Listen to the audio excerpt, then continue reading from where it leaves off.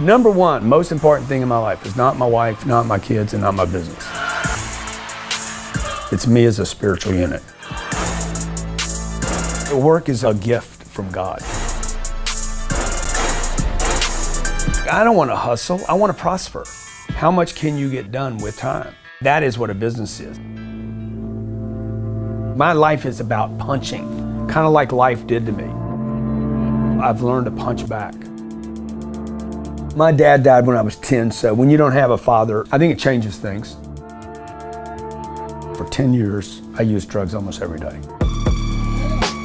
Nobody starts using drugs thinking I'm gonna be a drug addict. I just threw my addiction into work. You're gonna burn out, dude. At this pace, you're gonna burn out. I've heard this 1,000 times. I'm not burnt out.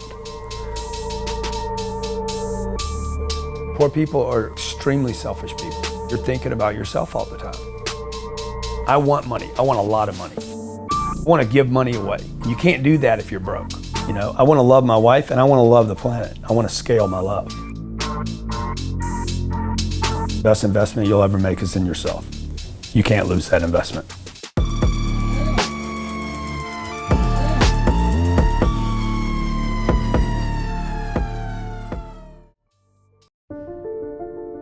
They say that the human race is doomed, that we have lost touch with our true nature, that the media has corrupted us, and that the planet has no future. I disagree. I believe that humanity is full of hope, and that our salvation lies within each one of us. My name is Brian Rose, and my job is to listen, the oldest method of learning known to man. Each week I seek out individuals that are changing the world, people who are living and thinking in a different way. Their stories will challenge your beliefs, make you question your choices, and perhaps inspire you to change. I never planned on doing any of this, but now I can't stop. Join me on this mission and make humanity something we can all be proud of. It's time for you to man up, to once and for all, tell your mind who the fuck is boss. I need a fucking answer. What's it gonna be? I don't know what it is about this fucking sport, but it attracts people that really need to do deep work on themselves. I failed in this city. All these bad memories. I never really felt like I gave a fuck about me or my life. I almost killed myself, like. Think about something that is going to drive you when it really hurts. Some kind of demon you want to fight. This is not Pussy Man, this is Iron Man. Under pressure reveals true character. What are you gonna do? You gonna be in Chattanooga, May 20th or what?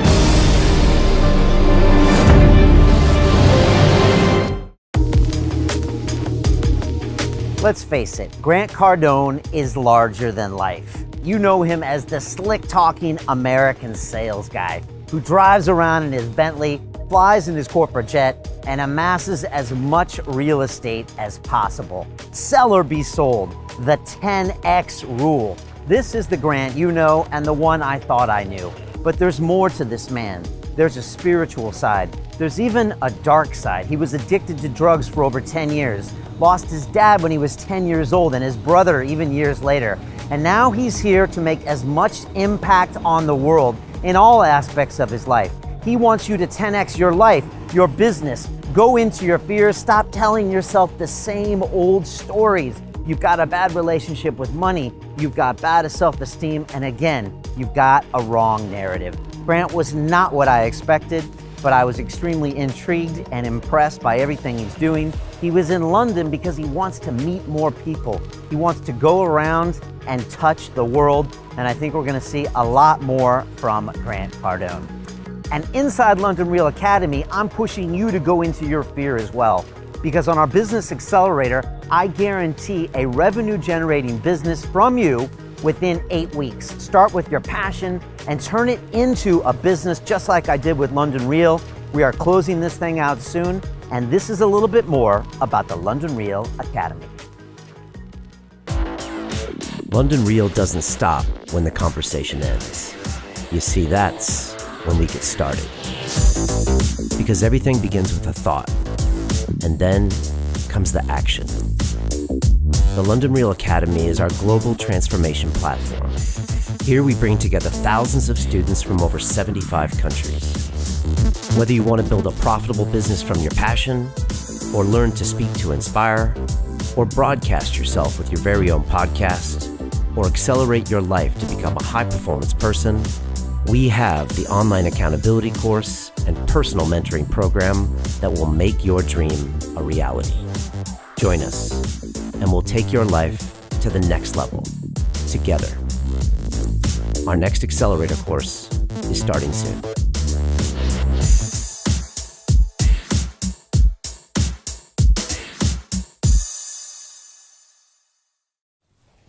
This is London Real. I am Brian Rose. My guest today is Grant Cardone, the New York Times best-selling author, sales training expert, and motivational speaker on leadership, real estate investing, entrepreneurship, and social media. Originally from Louisiana, you started from nothing and now have 5 privately held companies with annual revenues exceeding $100 million. Last year, Forbes magazine named you #1 of the 25 marketing influencers to watch, and you're the author of 5 books, including Sell or Be Sold, The 10X Rule, and If You're Not First, You're Last. Grant, welcome to London Real. Thank you so much for having me. It's awesome to have you here. It's great to be in this room, man. Hey, thank you very much. How is London treating you? What do you think of this city? Well, London's treating us as well as we treat it, except for the casino, which I lost 500 pounds pretty quick. But it's been great, man. We've been to Harrods and staying down in a nice little spot. So the hotel's nice. The people are great. Haven't seen Harry yet, but I've been trying to find him on the streets. Yeah, I heard you're pointing him out at Buckingham Palace. And people went for it every time. They did? Oh, yeah. I just started screaming out of my car, Harry, there's Harry sighting. Right? My driver just lost it. And he's getting married this weekend, right? Yeah. Okay. Yeah. Right. So you're stirring it up a little bit. Your Yeah. girls were on Tower Bridge, Yeah, right? Tower Bridge. So I called it London Bridge, but it was Tower Bridge. I don't know where I am most of the time, so. Yeah, I think when they sold the old London Bridge to the Americans in Arizona, they thought it was the Tower Bridge. Okay. That's the pretty one. Okay. Yeah. So you're liking it here. We're loving it. Well, I Okay. mean, the weather's been spectacular, so it's been great. People are phenomenal. Really? Yeah. Friendly. Yeah, maybe we're friendly. Okay. You know, and then they respond in kind.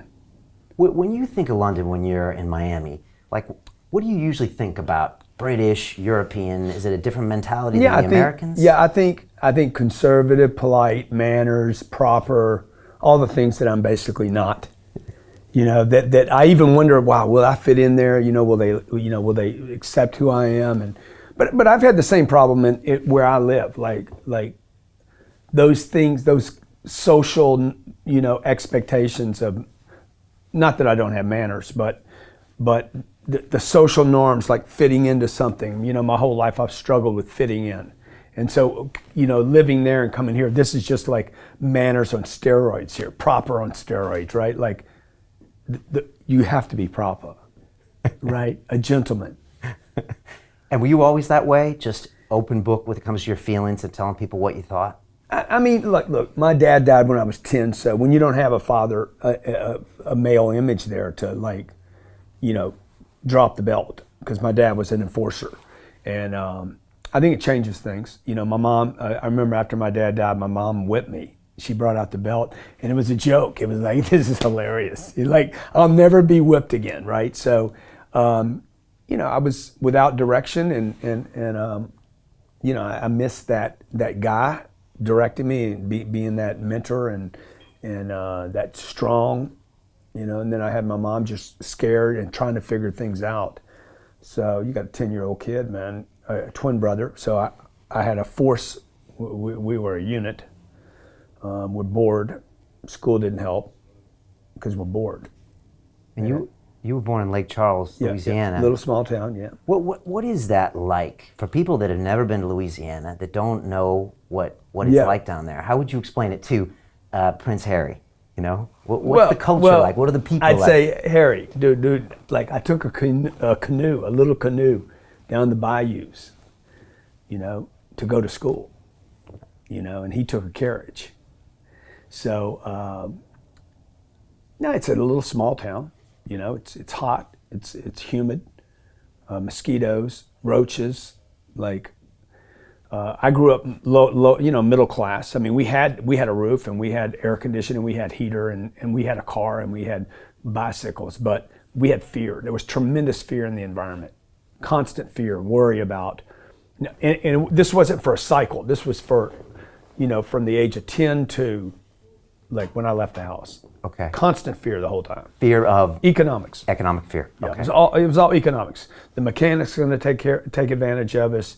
The plumber's going to take advantage of us. The roofer, like anything, you didn't want to spend money. Everything was conservation. It really has built who I am today.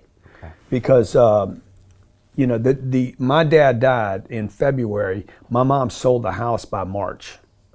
So we had this beautiful house. My dad had finally made it fully into the middle class, maybe even upper middle class. 18 months after he bought his house, his dream house, he died. 15 days later, the house is sold because she couldn't handle it. So at 10 years old, I'm learning a house is a liability. I didn't know this would play out later, right? Yeah. But later on in my life, I would realize it would be another 20 years, and I'd realize, oh, a single family home, the front door, just one door house is not an asset, it's a liability. Okay. I want to talk on that Yeah, definitely. Is that money, fear, economic kind of prison in your brains, is that endemic to Louisiana, the South, America? All of America. Okay. Living on the edge, paycheck to paycheck. America, you know, the movies act like all the Americans are rich and they're all boisterous and they're all secure. Completely not true. Any more than all English people have manners. So the Americans, or 76% of Americans live paycheck to paycheck. 64% of Americans that have businesses break even or lose money. The land of the brave and the home of the free, that's our American anthem. It's not even close to the truth. Most people don't have any money and have accepted the fact that they don't have any money. They don't have any leftover money. They're fearful of money constantly. They overspend. They don't know how to produce money. They definitely don't know how to multiply it. Might be a world condition. Because you know what everybody's been telling me here is like, dude, I said, what country am I describing? Right here. Yeah.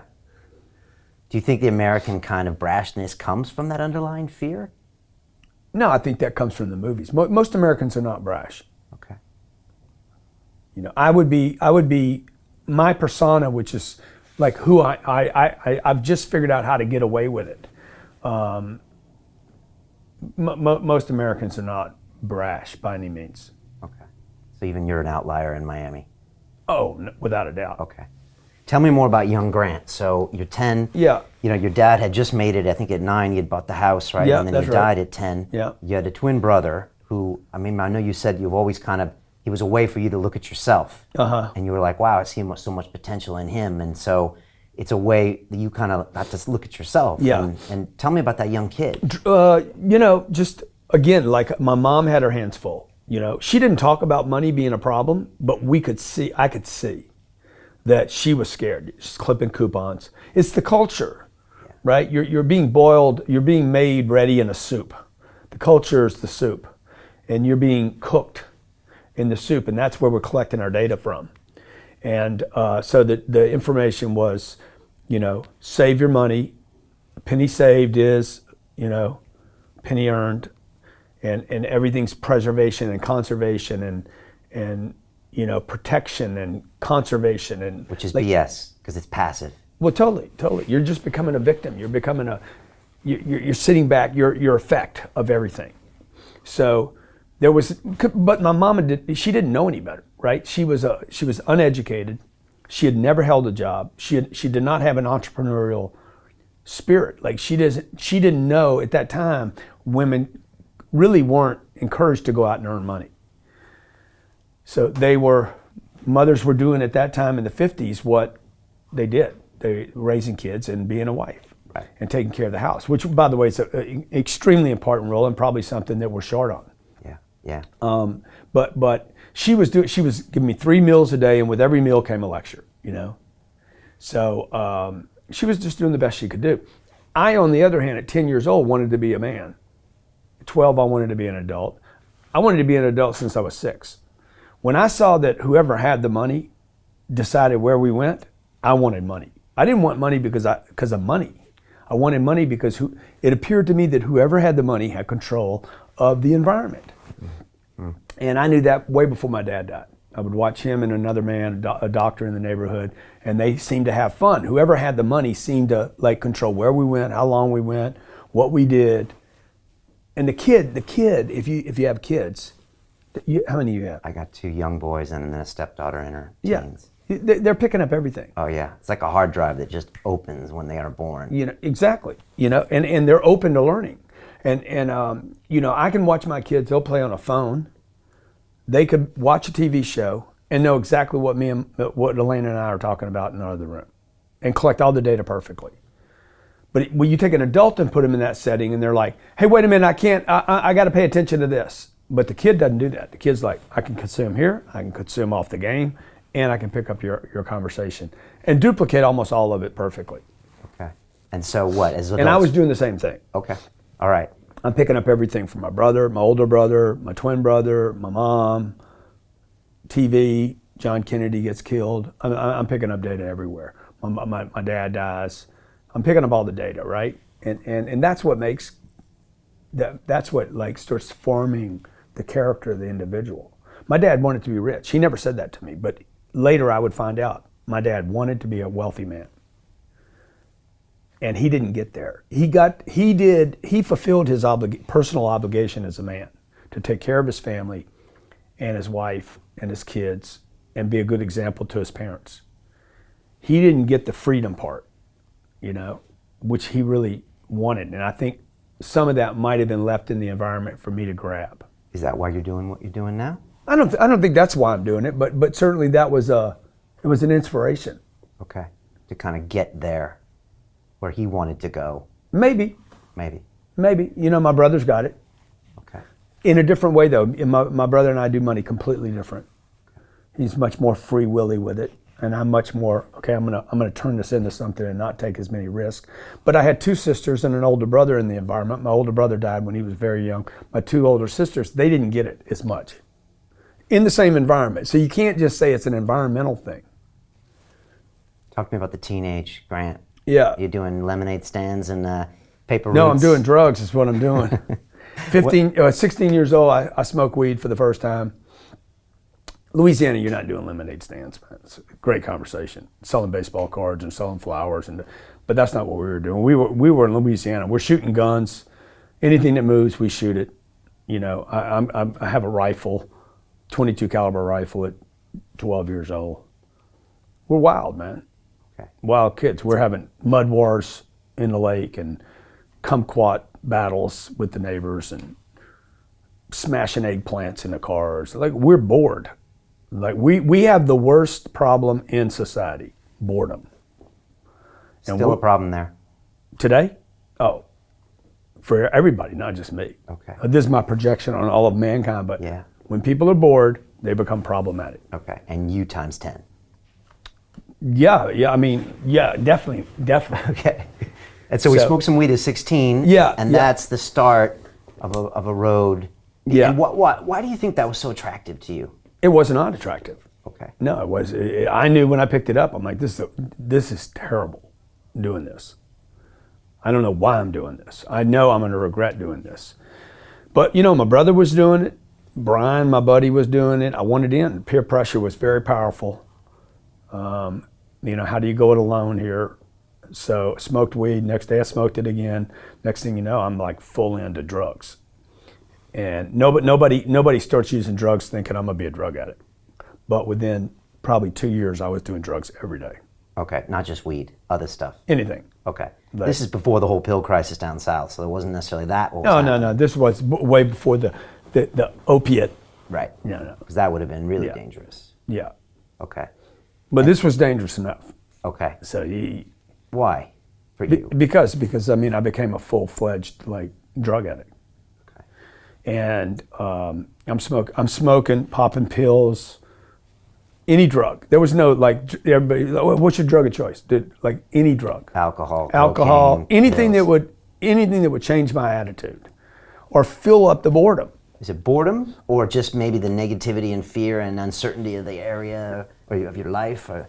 Like, yeah, sure, all that, you know, like, you know, the rehab I went to said that you have a disease, you know. I don't know, I don't believe that today, that some people have a disease. There's no test for the disease anyway. Like, there's diseases now for everything that they have no test for. So I don't think it's a disease, or I was somehow picked to be a drug addict, or I have some DNA to be an entrepreneur. Or me and Gary Vee had this conversation. He thinks entrepreneurs have some DNA. I said, that's the dumbest thing I've ever heard in my life.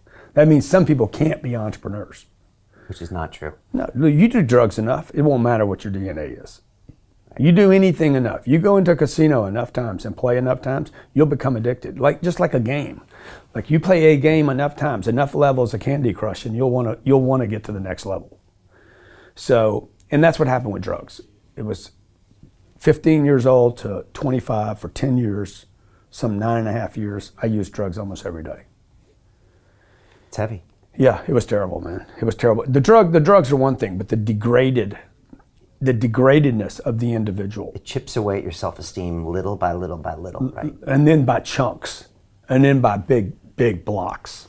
So by the time I'm 19, I was as close to zero as a person can get. And I'll go lower than that before it's over. Okay. And yeah, you said that you thought your low was much higher than it really was. Yeah, right? yeah. You thought your rock bottom There's a lot of rock bottoms. Okay. You know. If I had met Grant then, like, what would he be like? No eye contact, just real, not even there. I weigh 170 pounds today. I weighed 130 pounds then.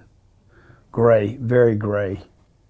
My nose is damaged from the inside. You know, like, it was ugly, dude. It was bad. Yeah. Okay. And when you're 20, your older brother dies. Yeah, when I was 20, I mean, you did the research. Well, you know, I like to know what's going on. So, Yeah, and that doesn't help anything, right? Well, my dad died when I was 10. Yeah. So, like, I'm thinking, man, life is short here. My brother dies 10 years later. I talked to him the night before. On a Sunday night, I talked to him. Monday morning, he was dead. So that gets reinforced, you know. And John Kennedy died in between. No, he died before my dad. So all these messages, you're getting punched. Like, even John Kennedy's death, right? It's a big deal, right? I don't think people understand. I was 5 years old, man. I'm 5 years old. I'm in a house. I don't even know what I'm watching. I just know that there's grief in my house, on TV. Like, there was grief in the entire nation, probably in the whole world. You feel this event happening, you know? And there are these events that happen that shift people's, that are so powerful and so big. And I'm starting to have these, and they're being re-stimulated as time goes on, right? They're mounting on top of one another, and they're punching in a message. Which by the way, there's some goodness that comes out of that, because the time is now. Yeah, exactly. Time is now. Be in a hurry. And also, dude, if you punch on anything long enough, you could actually change things. Like, my life is about punching. I'm a puncher. Like, I punch a lot. I punch hard. But mostly I punch persistently. Kind of like life did to me. Like, I've learned to punch back. Is that like banging your head against the wall until the wall breaks? Yeah, the wall breaks. The wall will break. Yeah, your head will get bloody. Yeah, the woman I'm married to, she just broke. She's just finally like, okay, maybe you're a good dude. 13 months later. Yeah. She said yes.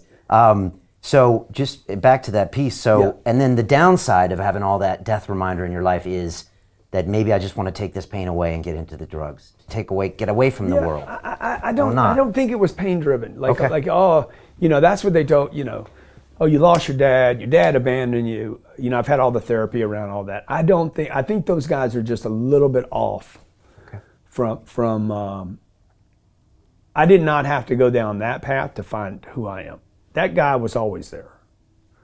The guy I am today was always there. You could not kill him with drugs. And now coming out of the treatment center, they tried to get rid of that guy. That guy is the guy, the obsessed guy, the guy that can throw himself all into something, the drug addict. Yeah. Do you want that guy? You want that guy, because that's the guy that makes things happen. That guy is relentless. Right. You want that. You want that. But rehab wants to get rid of that guy. They want to keep you in fear a little bit. They think that guy's the problem. That guy's not the problem. The drugs were the problem. Okay. Okay. The lack of self-esteem was the problem.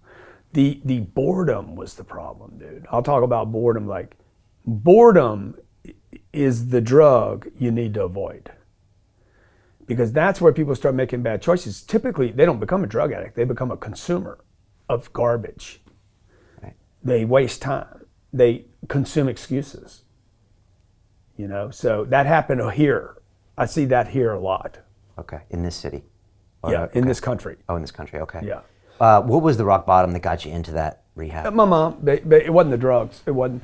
I was beat up. I had 70 stitches put in my head and face with a guy pistol whipped me. Why was that happening? You talked about that incident before. Blood Because all over the room. I told another dude, this guy said something to me, and I said something to him, and he sent a boy, you know, to teach me a lesson. So, Louisiana style. Yeah, yeah. Okay, with a gun and everything. Yeah, because Okay. You still got scars from that. oh yeah, totally, Okay. totally. Here above both of my eyes, underneath the eyes, over my mouth, and you know, they wanted to disfigure me. Just imagine how handsome I would have been just without that. Did that event help you? No. That just beat up the self-esteem even more. Okay. It degraded me another level, because now, like, you can't even stand up for yourself, dude. You won't even fight back, which I did, but that just, you know, the guy was a lot bigger than me. So now I'm in a space where there's criminals and gangsters and real physical harm. I don't know how to get out of this space, and I don't know how to play by those rules, because I'm not that guy. I'm not the guy that will beat up somebody. You know, I'll do what I can to protect myself, but I won't play that level. So now I'm in a terrible place, because I can't win in this space. So I'm 23.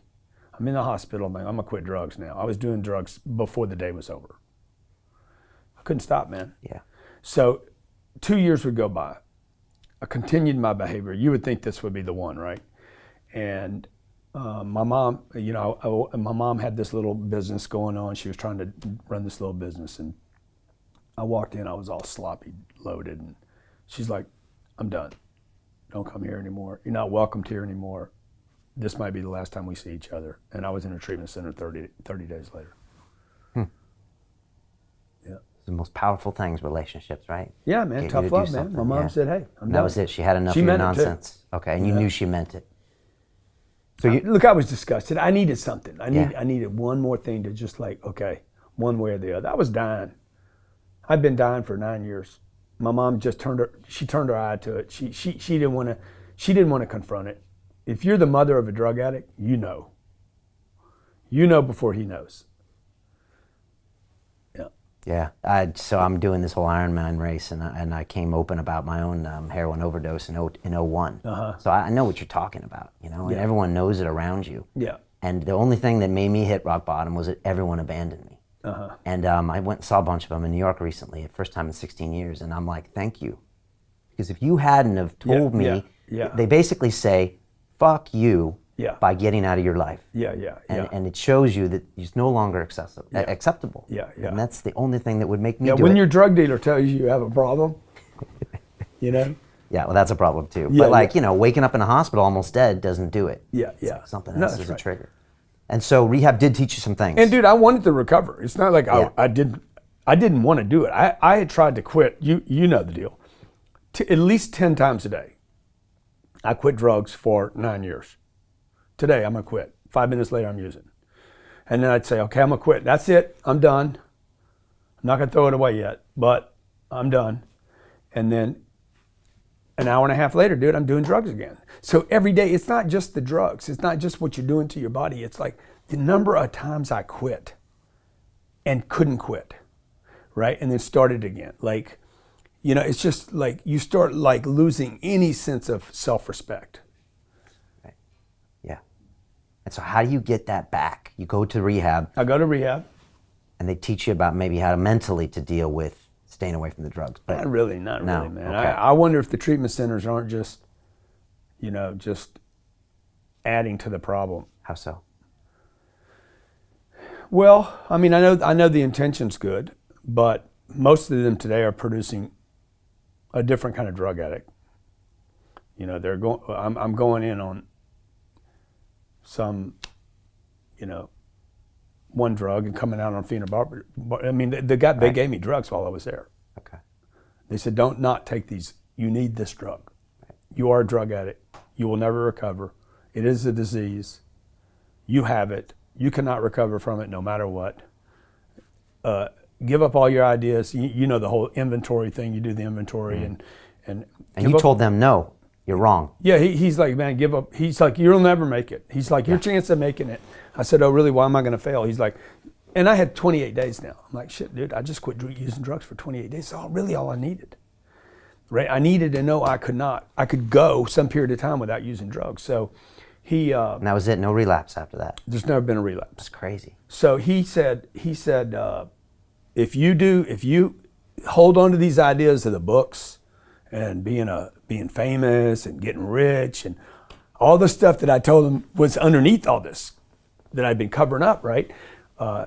You'll never make it. Be satisfied. I can't, you know, it's the echo in my mind of him saying, be satisfied with one thing. Don't use drugs one day at a time. If that's all you get out of life, I'm like, fuck this dude. That will not be what I'm known for. Yeah. And I went to meetings after that and I kept hearing that. But I kept hearing it from people that didn't recover more than just the drug addiction or the alcoholism. The rest of their life never recovered. Because they're playing kind of small and safe and scared. Because every day they're they playing might with go, the just. Okay. Just be sober. Just don't use. Right. And I don't think I was made to just anything. Yeah.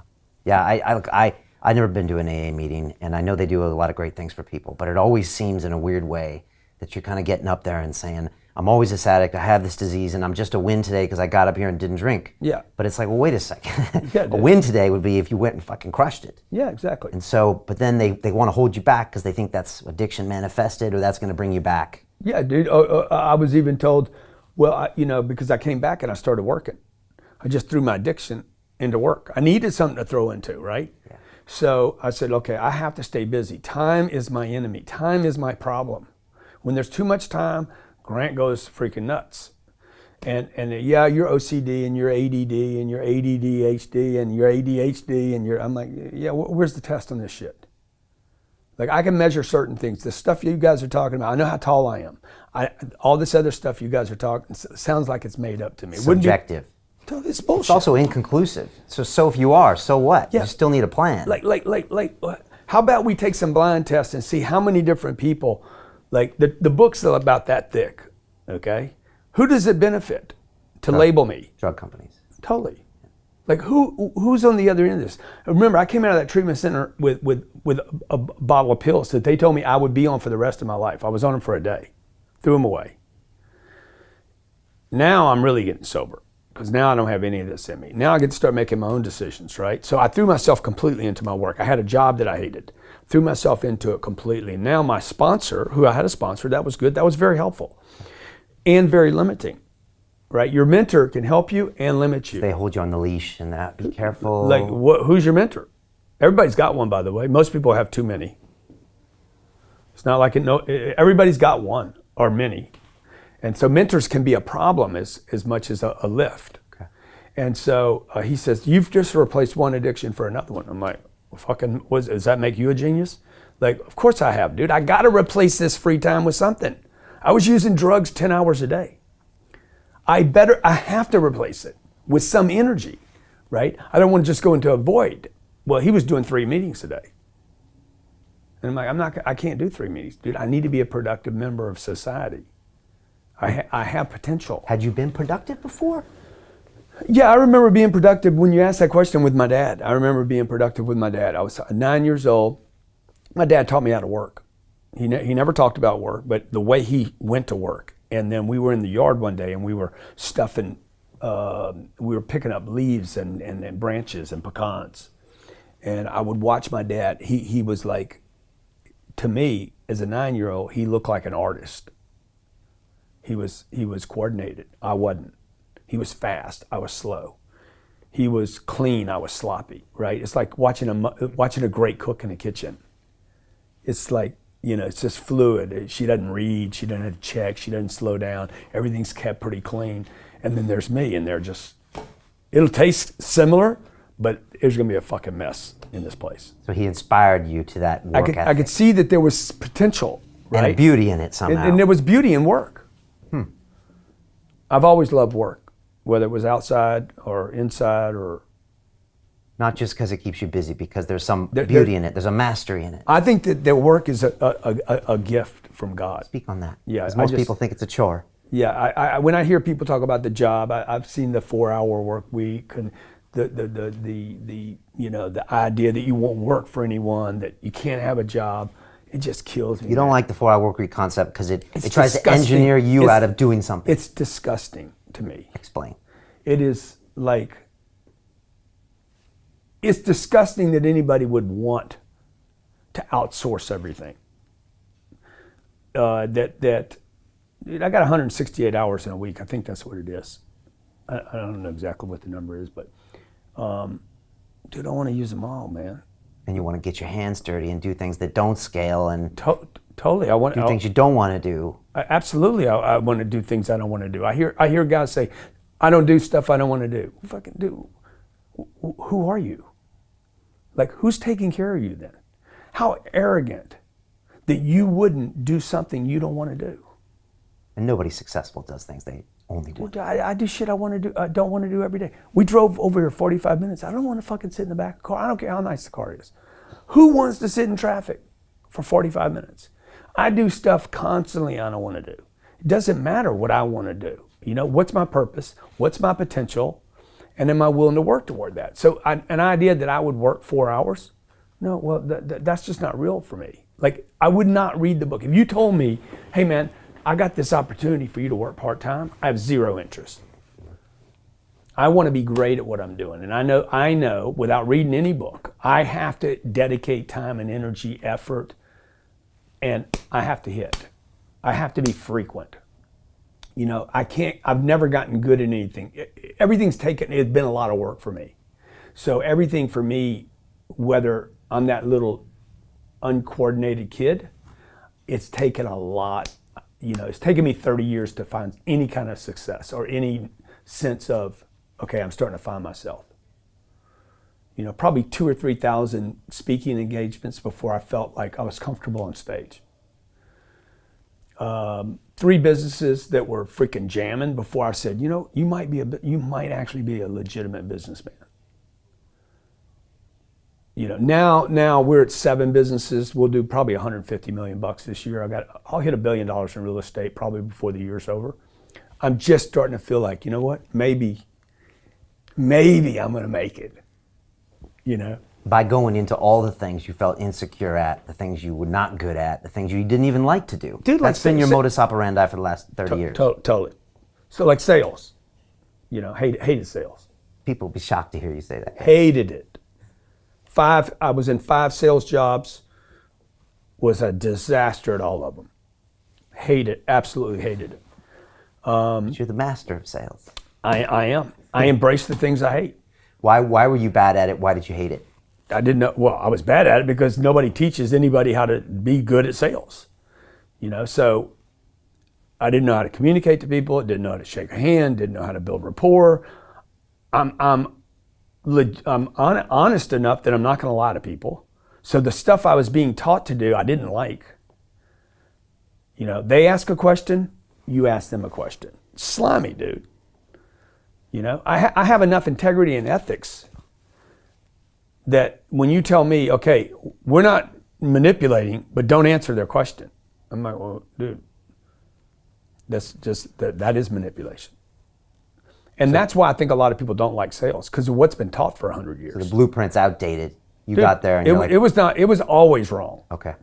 It was wrong, and I believe it's why salespeople have such a high turnover, why so few people want to be called salespeople.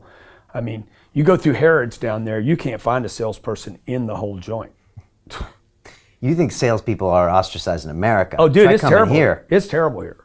I mean, really. We've had books where Sell or Be Sold, we had to change some of the language in the book for it to be in bookshelves here. So like the word pressure can't be in there, persistence can't be in there, Like there's laws you guys actually have here that like. Go to Europe, it gets one step worse. You know, because it's this whole I'm ashamed of money and I don't want to talk. You know, we can talk about that too. But so the sales blueprint, you get in, they give it to you. It's not working for you. It doesn't make sense for you, and you're like, I gotta make my own. Well, what happened was I was in a sales job. I got a college degree in accounting, and Because you thought it would teach you about money and it didn't. yeah, so I end up in this sales job. It's the only job I could get, and so I hate it, right? So I go to the treatment center. I come back out of the treatment center. I threw myself into it because it's the only thing I had. I still had so little self-esteem that there was no way I was going to go try to get another job. Yeah. Right, and I was terrified of using drugs again. So I'm like, I went back, the place where I was working, they took me back, and I threw myself into it. And it's interesting, when you commit to something, little gifts just start automatically showing up. It's a phenomenal thing. It's happened my whole career. When I fully commit, somebody will bring me something. And there's resistance along the way and problems along the way, but if you get through those things. dude, if you just like super commit, Okay. and then keep your eyes open. And by the way, the package may come wrapped in a package you weren't thinking about, Hard work.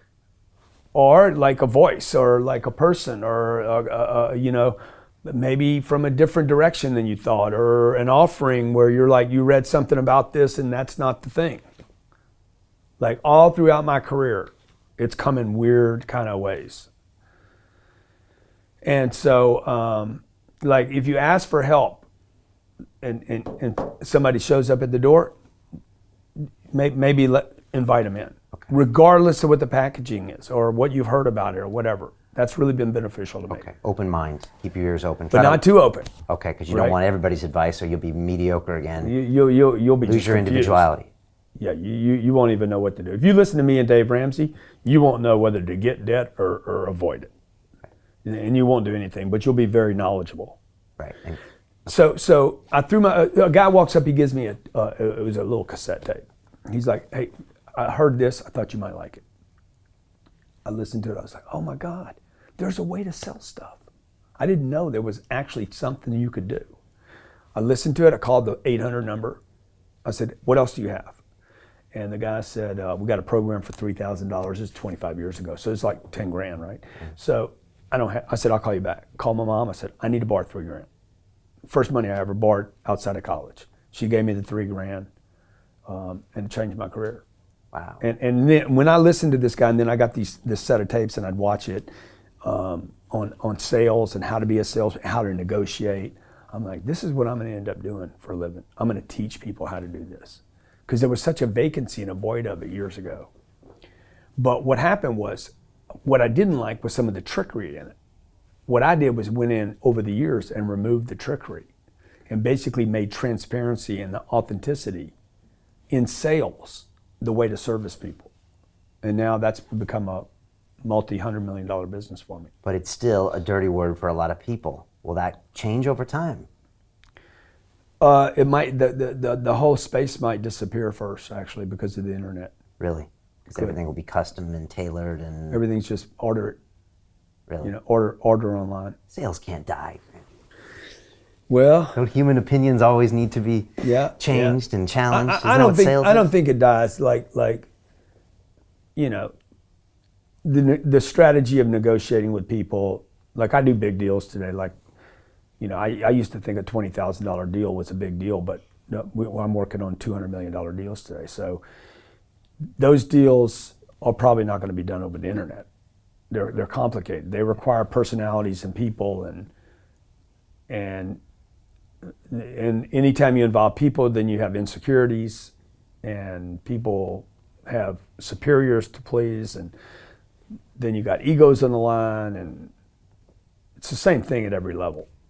Which is good, though. That's an opportunity for you. That's an opportunity. Okay, but you're And so saying at that level, like if you're going to negotiate your own deal, LeBron negotiates his own deals. You better know how to sell. Or you better just walk away. The ultimate is just walk away. Somebody else will offer you something else. But most people don't have that kind of marketability, right? So it's the everyday guy. I think some of the sales that will go away are the retail stores, like that kind of selling. Okay, gotcha. Where it used to just be the human touch point. Okay. I think it's going to depend now on a click. Okay. You're still going to touch somebody and they're going to convince you this is the thing to buy or whatever, but some of that's going to go away, but you're still going to, the most important things in your life, you're still going to want to negotiate, find the right person, negotiate, like your job, you know, or opportunity. I got guys that work for me that are 33 years old, make $1 million a year. They negotiated the right deal for them, found the right guy. Negotiating isn't always about buying this piece of furniture, right? They negotiated with themselves as well as the marketplace. And found a deal that made everybody Yeah. win.